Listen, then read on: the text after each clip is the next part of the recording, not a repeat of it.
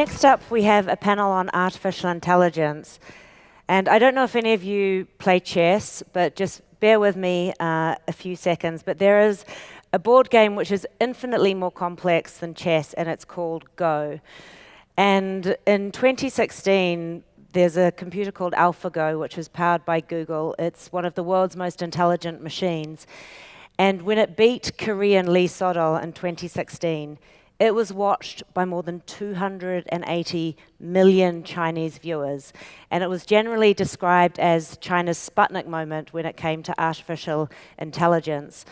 Now, the UAE is obviously also doing a big push towards artificial intelligence. It is the first and still the only country in the world to have a minister of artificial intelligence, and we're very excited that His Excellency Omar AlOlama is joining the next panel on artificial intelligence. So on that note, I would like to welcome His Excellency Omar AlOlama to the stage, and the panel will be moderated by Dr. Eric Daimler, and also joining them will be Jamil Asfour from the Abu Dhabi Investment Office. Please welcome His Excellency and the next panel to the stage.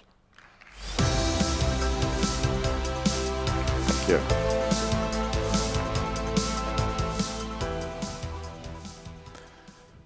Good afternoon.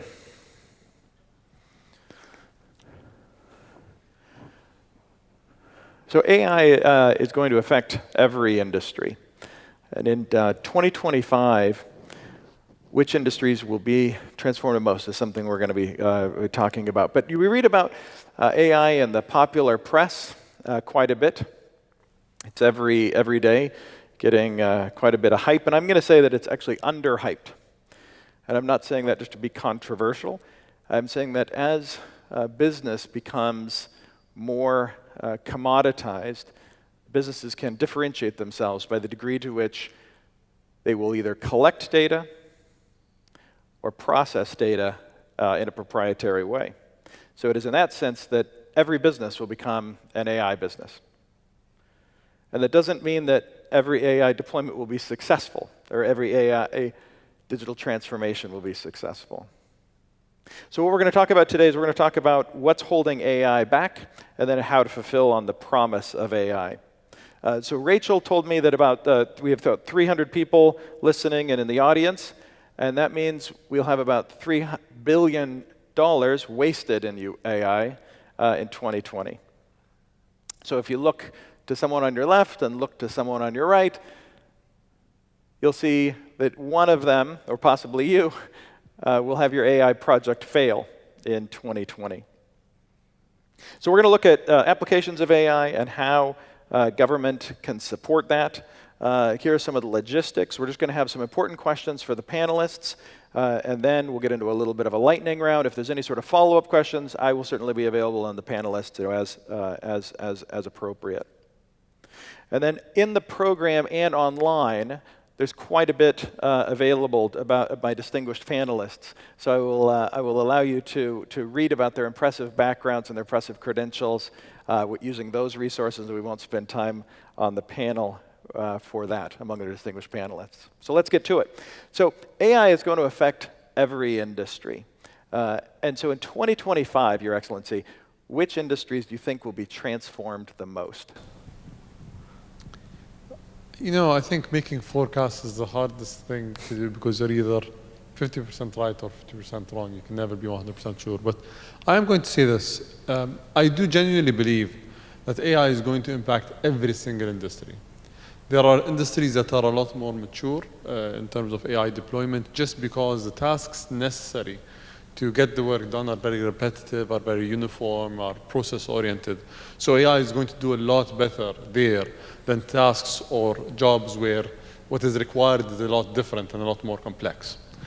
What I'm also going to say is I do believe that there is going to be a transformation in the nature of how we deal with these systems. And I'd like to give a simple example of how technology actually helps improve and create jobs rather than displaces jobs.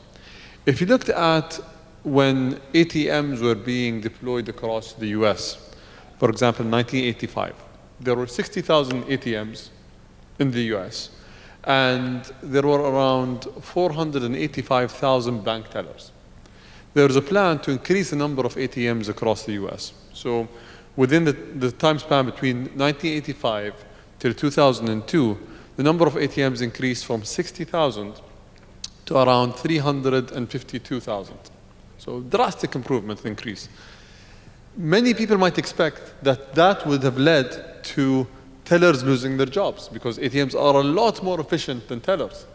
But what that actually led to is the number of tellers went up from 485,000 to around 527,000 in 2002. So the growth of teller jobs actually increased, even in tandem with the increase in the number of ATMs. So the nature of jobs is going to change. The efficiency is going to be there. The biggest risk is not in which sector AI is going to have the biggest impact. It's how governments respond to the displacement. Because once you reach a certain value proposition where the deployment of AI really is much better than having a person in the job, then it doesn't make sense to put that person in the job. Because think about it this way, as a country, whether it's UAE or the US or China, you're competing on the global front. And if you're in a company as well, then you have profits that you need to reach to. So if people stay without jobs, it's going to create social unrest. Looking at AI, we need to really look at the social context of AI and also monitor the jobs being lost and displaced and understand where people currently have the biggest risk of losing their jobs. In the US, for example, bus drivers or truck drivers are the biggest threat right now in terms of AI deployment. 16 million people will lose their jobs if autonomous trucks become mainstream tomorrow. What the US government needs to do is try to understand how they can reskill them and retool them in tandem with deploying autonomous trucks because it increases efficiency, it reduces costs, it increases safety, so on and so forth. So the job of government really is to try to manage both. I do believe that in sectors like legal, for example, work, AI is going to flourish. I do believe in medicine, for example, diagnostics is not going to be done by a single human being in the next 5 or 7 years. So AI is going to have a lot of good there. I do also believe that there's a lot more social jobs that will be created. So the same way that we see, for example, social media jobs today, the same way that we see jobs that include us dealing with each other, whether it's increase in salesmen that are able to convince you rather than, or entertainers, for example, or chefs. So I do believe that the experience side and the social side is going to see an increase in jobs. Thank you. Jamil, you have a context that allows a broader view often of AI, a broader context of that. Sure, thank you. So I'd like to actually take us back perhaps and comment on what types of AI we are seeing today. So today we're mainly working with narrow AI or weak AI. There are, of course, within the future, you'll see general AI and super AI, which what we see on TV. So most applications, which is narrow AI, we're mainly working with a single task application, such as autonomous driving, chatbots, etc., that are being used. I believe all sectors, as His Excellency mentioned, will be affected also differently in the speed of adoption. If you have a magic, I'd say, stick, I'd probably bet big on the healthcare sector, the transportation, the financial sector, which are process heavy. AI probably will do wonders because there are data in there. There's data in there. There's a processing power, and there's a huge number of automation and transparency and efficiency that can be affected. When we mention AI, I think it should be always coupled with connectivity, such as 5G or IoT, in addition to data, because all of us have heard actually data is the new oil sentence, but literally data is what ignites or actually is the core of what AI and internet connects. So ultimately, I'd say focus on these 3 sectors. In addition to this, there are many more sectors that probably will not be as adopt AI as fast, perhaps the more traditional sectors, education or typical, or perhaps construction, where we still actually lay a brick by brick. Thank you. I think, Your Excellency, when you give us examples about changes from automation, I think of many of the examples I used when I was in the U.S. federal government under the previous administration. I was asked many of these same questions and gave similar responses, similar stories, that the radical increase in productivity can often drive down the price and then increase demand, or it can move jobs in a way that we just can't predict. No one would be able to predict app developer from 2005, right? And in the issues of industry adoption, I just think it's not necessarily an issue of which, but it's often when. Today these industries, tomorrow other industries, in what degree and even how, yeah. So, Your Excellency, what if you, looking from the government perspective, would you say are the underinvested industries in AI, the industries that either don't have enough capital deployed from external sources, from investment groups, or don't have enough energy put into them from governments to enable AI transformations? I'll take that question and spin it a little bit differently, I think. It depends on which government you're talking about, all right? But one issue I think that's prevalent globally is that we're not investing enough in education. If you look at the educational systems that exist globally, we are taught what to learn, not how to learn. So as individuals, if, for example, something new comes up, we can't actually reposition ourselves to meet the criteria of these jobs or to learn the skills necessary, because in school, in general, people are taught how to memorize content and then try to remember it and write it down in an exam. There's also this other issue of, if you think about what the education system exists for, is to prepare generations for the jobs of the future, to make sure that the labor market is continuously getting a new funnel of talent that's coming in. Link that with, for example, a statistic I read from the Institute for the Future, where they talk about 85% of the jobs that will exist in 2030 do not exist today.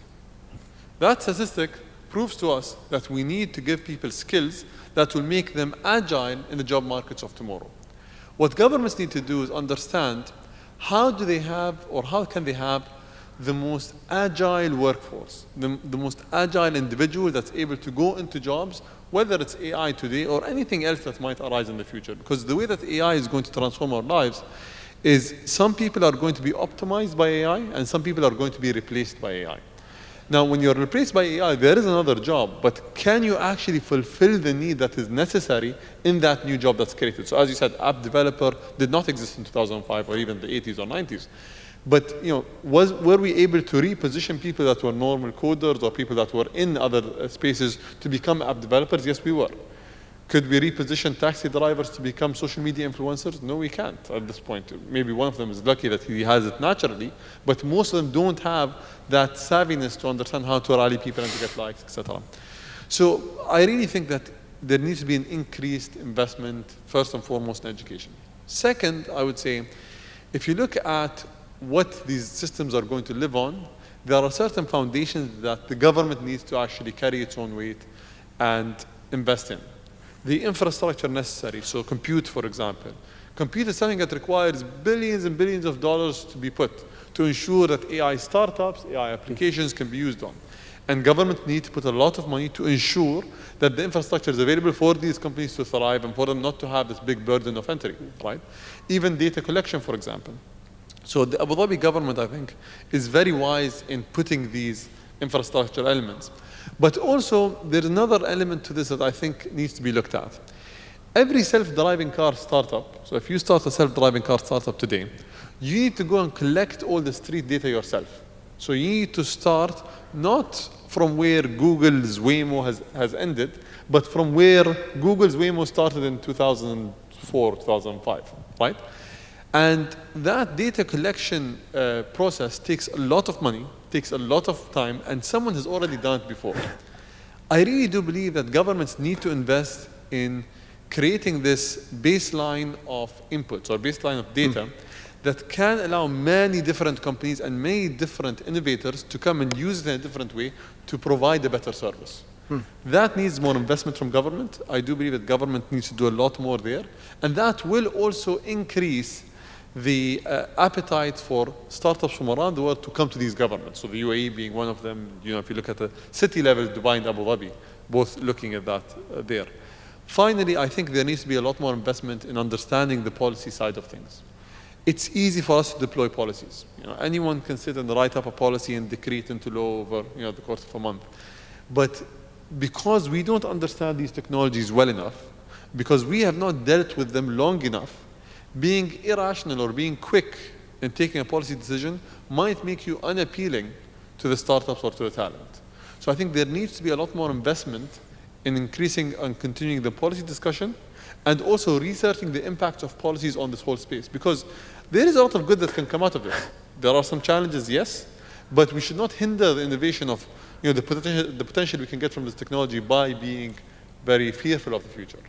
That was a lot of content in there, Your Excellency. That was a couple of things I could take away. What is different about AI than different other automation technologies of the past? And I think it's the abruptness of change. We need to respect that in the past we could retrain people, and now it's just going to happen. Once digital technologies work, they work at a huge scale. Another is your education comment, and as a former professor, I can advocate for a particular direction for the UAE and others, which is while more math might seem better, I would say geometry, trigonometry, even calculus has more to do with our ancestors who were farming and doing machinery, and category theory is the mathematics of our digital tomorrow, we'll say. Category theory. You can remember that. Jamil, to you, so you look at companies all the time, and you come from it from a particular place. Where do you think the industries that are underinvested in AI, both the traditional industries, and where do you think the Abu Dhabi Investment Office is best placed to support the growth of some of these industries? That's a great question, Eric. So as Abu Dhabi Investment Office, we are entrusted to continue to focus on the great growth and innovation Abu Dhabi and the UAE has been doing on a trajectory. They have invested in great infrastructure for decades.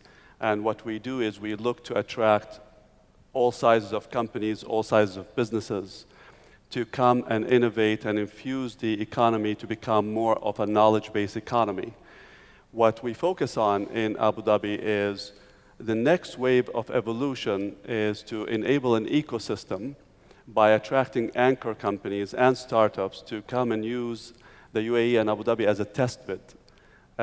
You always need to kind of push the envelope, do the greater good for humanity, come and invent and innovate in the UAE, in Abu Dhabi. We are close to the regulators. We have actually the AI minister just right next to us. So we can actually look at policies, at ways how we can improve things, and start probably much faster than anywhere else in the world. And so we offer cash and non-cash incentives. We offer coaching. We offer an ecosystem. They can capitalize on the great infrastructure that we have. Use Abu Dhabi as an expansion ground, ultimately. And I think traditionally, if we want to look at industries that flourished, it's the industries that pushed the boundaries and envelope.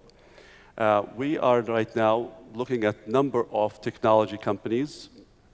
A large number of them are AI-based with others. And we look to create a platform because as there's more data and we need to actually process it faster, we need to create a proper platform for industries to advance in the healthcare industry, in the transportation industry, in smart cities, for example. So transforming narrow artificial intelligence into ambient intelligence and creating that ecosystem. Thank you for that. One of my former colleagues, Kai-Fu Lee, does a great job of setting up this dichotomy of AI superpowers. China and the U.S. Right, and I just think, well, where does that leave everybody else? So a quick question for you both, starting with Your Excellency. If you look back from 2030, which countries do you think will be the leaders in AI or have emerged in AI, other than the U.S., China, or the United Arab Emirates? So, I end up sitting on panels with Kai-Fu quite a lot, and he's a very intelligent man. We do have a different point of view, but I think we do try to say the same thing. I don't believe that there is going to be a war between China and the US in terms of AI expansion, AI creation, and AI export. Because the way that technology has evolved historically has always been multiple players across multiple regions, right? If you look at even AI today, in robotics, or even RPA, for example, robotic process automation, which some people consider as part of AI, but if we consider it within the same family, Japan, for example, is far ahead to the US and to China in industrial robotics and AI for industry. Germany is far ahead to China and the US as well. What's going to happen is, I think there are going to be hotbeds of excellence for artificial intelligence throughout the world. And there are many emergent players there. You look at the UK, you look at the UAE as another player. There's Singapore as well, definitely, I think, as a country that's going to be leading in this and emerging. What we need to understand as well is the type of talent that is coming and working in this field is very different to the talent that used to come out from other sectors. Because this talent can work virtually. They can work anywhere, the digital nomad. So they can work in Abu Dhabi and cater to China, for example, right? They're very well paid because they're in very high demand. And at the same time, they look for quality of life because they're very good, well educated. So they're not factory workers, they're not blue collar workers. They really are high skill talent. So the countries that will attract these talents the most are not just the countries that are throwing the most money at this, but the countries that can offer a good quality of life, that can offer good mobility, that can offer the ecosystem and the environment, whether it's the data environment, whether it's the infrastructure necessary for them to work, and as well gives them the access that they need to policymakers, give them the freedom that they require, and so on and so forth. If we look at that as a fundamental requirement for these talents, then I think the UAE is probably among the top countries. The World Bank and LinkedIn actually recently published a report on global AI talent flows. They talked about global talent flows, but then there's a section on AI talent. And they talked about countries that have the highest net inflow of AI talent. And every time I speak to someone about this, they expect that China or the US to be number one. Which country do you think ranked first on that report? This was the UN report. No, this is the World Bank and LinkedIn. World Bank. Have this platform. It's called the Global Talent Flow Platform. What is it? Who do you think? Singapore? Germany? It was the UAE. So the UAE had the highest net inflow of AI talent.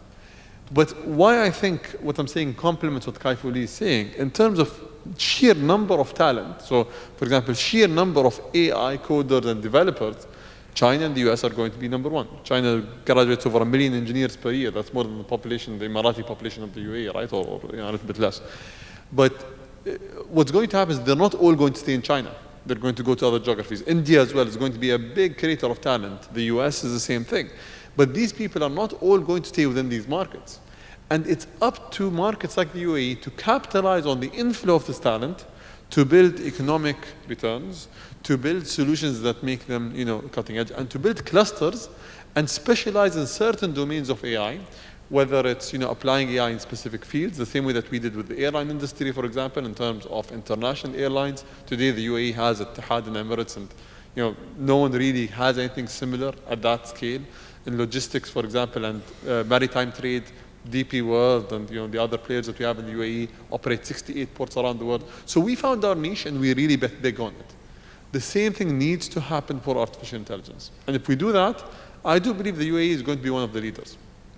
The final point I'd like to make is it is imperative for us to continue to have initiatives like what Jamil said over here with regards to creating the ecosystem, investing, creating both cash and non-cash incentives, and really creating an environment where these people can meet like-minded individuals. So what's happening in Hub 71, for example, in Area 171 in Dubai, creating a place where they can actually try their technology rather than just come and fight with the regulators to try to have a second to talk.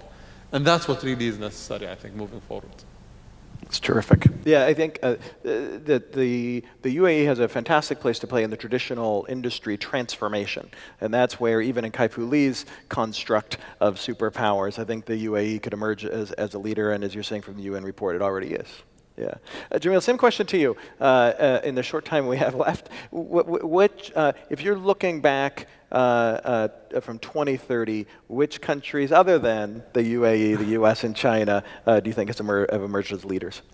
I think honestly, there's the minister has said it all pretty much, but I'd say any country that is nimble enough to advance its policies to become more friendly and will push the envelope for innovation to impact humanity and make the dent in the universe will be ahead of everyone else. So size matters, correct?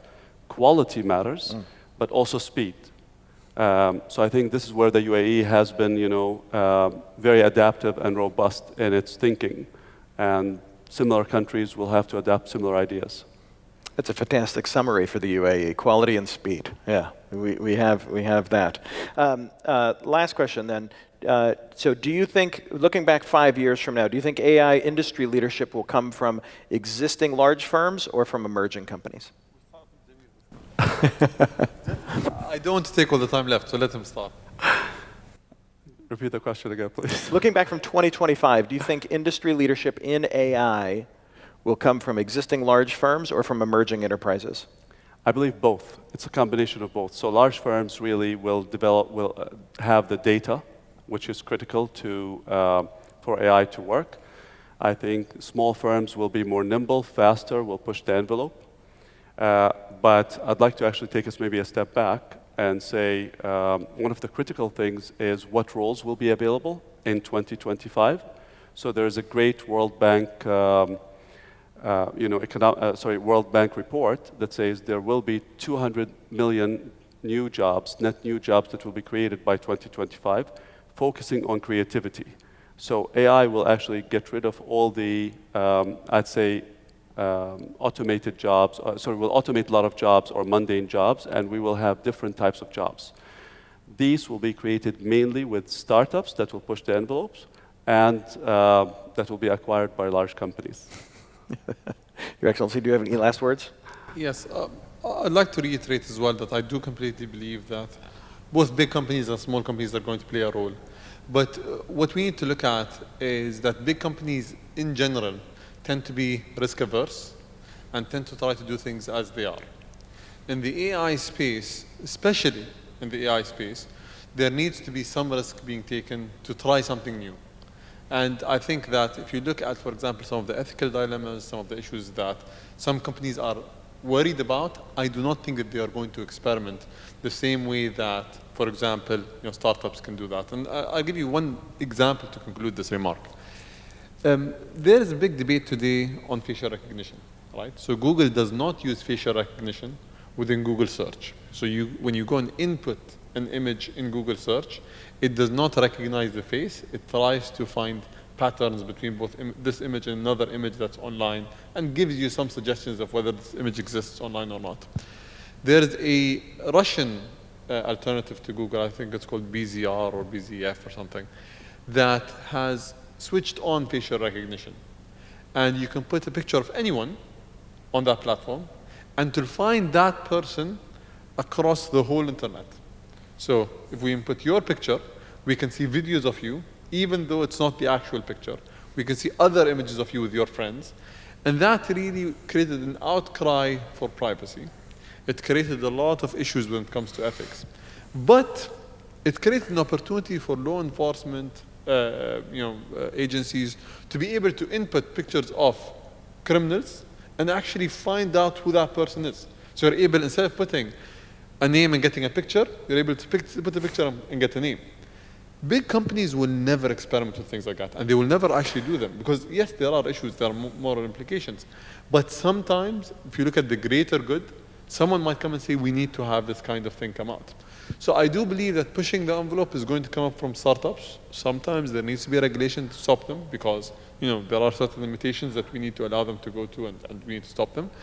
And I think that the big companies are going to keep on perfecting the existing solutions to really make them a lot better than what exists in the startup space. And they're going to be far, far ahead in that front because of the amount of data, the aggregate data, and talent that they have. I think we now have the nucleus of a whole AI conference right here. So thank you for this rich discussion. Thank you all for listening and participating. This has been fantastic. Thank you.